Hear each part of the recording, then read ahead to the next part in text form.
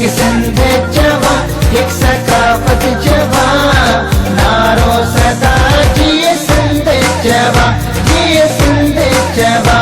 नाज़रीन अवामी न्यूज़ में खबरों सिलसिलो जारी है। इन वक्त के खैबर मां ख़बर ईंदड़ खैबर लागो Derolal village government boys high school में इल्म पिरायो सवार जो नुमान हेठि एकता ॾियारी जी तकरीब मुनक़िद कई वई, जंहिंमें उस्तादनि ऐं शागिर्दनि वॾे अंग में शिरकत कई। एकता ॾींहं जी तकरीब जी शुरूआत तिलावत क़ुरान पाक हमद शरीफ सां शुरू कई वई। स्कूल जे उस्तादनि साईं बख्श अकड़ो, दीदार अली, भाणेजो मोहम्मद अली शाह, सिकंदर अली शाह, स्कूल जे हेड मास्टर सैयद गुलाम मुस्तफ़ा शाह मीडिया सां ॻाल्हाईंदे चयो त इल्म पिरायो सिंध सवारियो इहो त शुरूअ खां वठी नारो आहे जेको 5 डिसंबर जो आहे। इहो एकता जो ॾियारो आहे ऐं सम्झां थो ही त तमामु बहितरीनु थियो आहे। इन में सिंधी क़ौम जी ऐं सिंधी सकाफ़त जे इन खे नई सिरे उजागर कयो वियो आहे।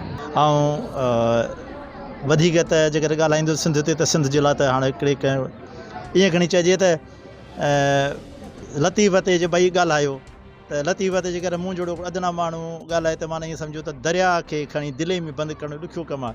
जेकर सिंध जे हवाले सां जेकर आऊं फ़क़ीर माण्हू जेकर ॻाल्हाइण जी कोशिशि कयां त इलाही ॾुखियो थी पवंदो ऐं मूंखे टाइम इलाही थो खपे। पर उन जे बावजूदि तव्हांखे इल्म जे हवाले सां हिकिड़ी पंहिंजी नंढड़ी वित आहे जेका तव्हांजे पेशे ख़िदमत थो करियां त इल्मु आहे दौलत ही अनमोल नेमत, सभई सियाणा सिंध जा ॾियो को त ॿार जो इल्मु आहे दौलत। इल्म सां थिए थी रोशनी जी हर हंधि, इल्म सां थिए थी रोशनी जी हर हंधि, इल्म सां त हर हिकु ॿार खे सिंगार जो, सभई सियाणा सिंध जा ॾियो को त ॿार जो। पेरे पवंदी सान चवंदी सान, पेरे पवंदी सान चवंदी सान, अल्लाह रही वञ रात बंबोर में, अल्लाह रही वञ रात बंबोर में।